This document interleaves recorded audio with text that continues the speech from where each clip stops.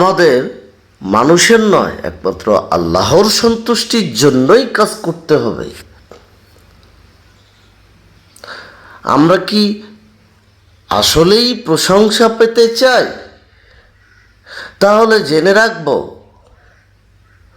মানুষ একদিন তালি দেয়, আরেকদিন অপমান করে, যা আমরা প্রতিটি পদক্ষেপে পুঙ্খানুপুঙ্খানুভাবে টের পাই।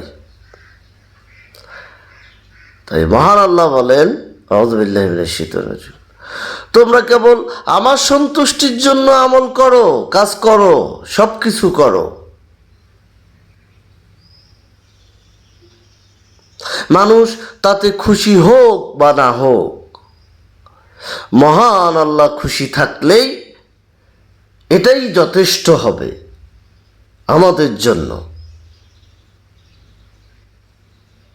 কারণ বিচার দিবসে মানুষের নয়, একমাত্র আল্লাহর সিদ্ধান্তই চলবে। আর ভয় করো সেদিনের, যেদিন কেহ কারো উপকারে আসবে না।